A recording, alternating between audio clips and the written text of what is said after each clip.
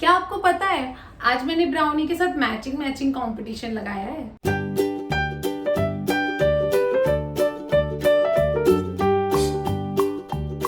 Hello everybody and welcome to my channel. जैसा कि आप टाइटल में देख रहे हैं, आज का हमारा टॉपिक है what is capo and why it is used. हमें कैपो की क्यों जरूरत पड़ती है यूक प्लेइंग के टाइम पे, वो हम देखने वाले हैं आज के इस वीडियो में।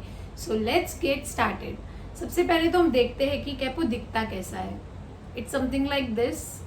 इसमें यहाँ पे क्लैंप होता है, बहुत ही ज़्यादा स्ट्रॉन्ग होता है इसका ग्रिप। आप इसको ऐसे ग्रिप करके खोल के फिर इसको इस तरह से अपने यूक पे फंसाते हैं बेसिकली। ये क्लैंप जैसा है, यहाँ पे आपके यूक का जो फ्रेट बोर्ड है उसके पर्टिकुलर फ्रेट पे हम इसको फिट कर सकते हैं।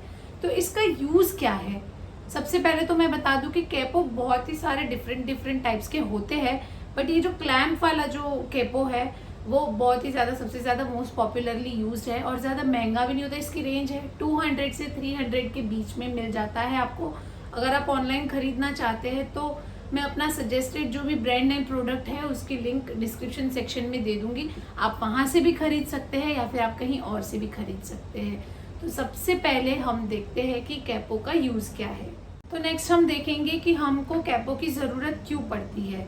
तो सबसे पहले हम देखते हैं कि हमारे जो भी यूक है उसकी ट्रेनिंग कुछ इस तरह से होती है, जैसा कि हमने देखा था G, C, E and A।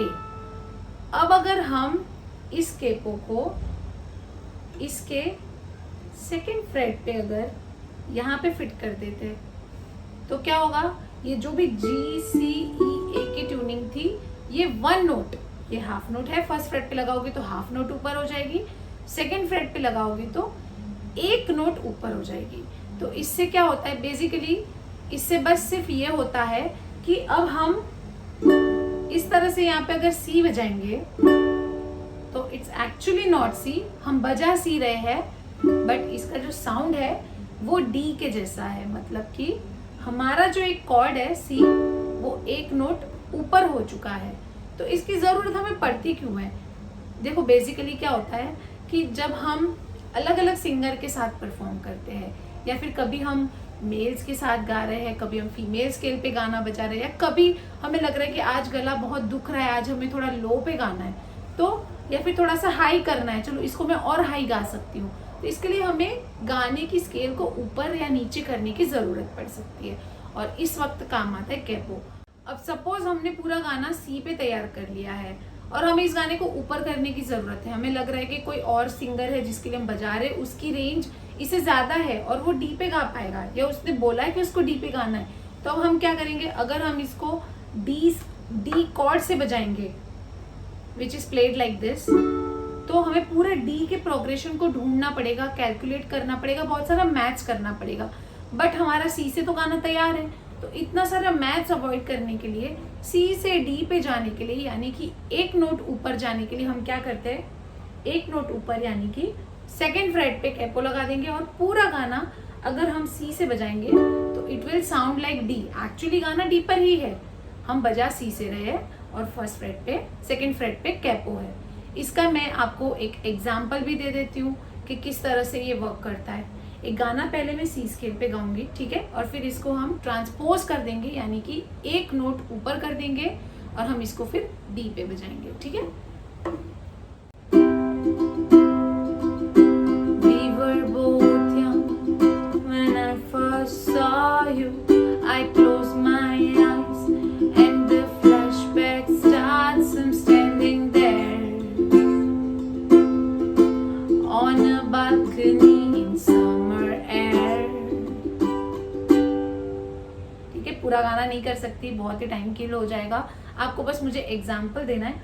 अब सपोज आज मुझे लग रहा है मेरे गले की रेंज काफी अच्छी है, सी पे नहीं गाना है, मुझे आराम से गाना है, हाई स्केल पे गाना है, खुल के गाना है, तो फिर अब मैं क्या करूंगी, इसको एक नोट ऊपर करना चाहती हूँ, मैं इसको डी पे गाना चाहती हूँ बट डी से मेरा गाना तैयार नहीं है और मुझे इतना सारा मैथ्स अभी नहीं करना है, जो मुझे याद है मैं उसी से सीधा बजाना चाहती हूँ।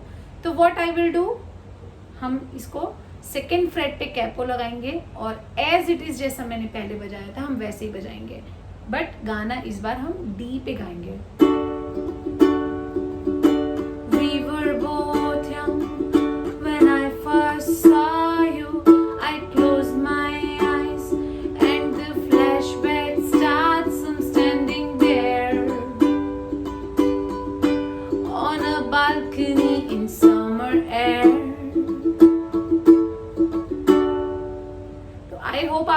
समझ आ गया है कैपो का फर्स्ट यूज।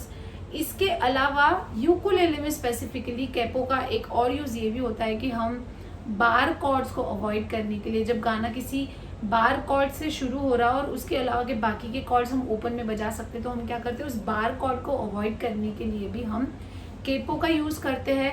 अब बार कॉर्ड क्या है वो हम आगे सीखने वाले हैं हमारे नेक्स्ट लेसन्स में, so don't worry. But capo के बेसिकली 2 यूजेस है। मेन तो यही है कि गाने को हम ट्रांसपोज कर सकते हैं। अब सपोज इसी गाने को जब मैंने डी पे किया था उसको मुझे हाफ नोट नीचे कर देना है, ना मुझे सी पे करना है ना मुझे डी पे करना है, मुझे सी शार्प पे करना है। तो हम क्या करेंगे, कैपो को फर्स्ट फ्रेट पे शिफ्ट कर देंगे और सेम गाना मैं सेम वे में बजाऊंगी। It will sound something like this. We were both young when I first saw you.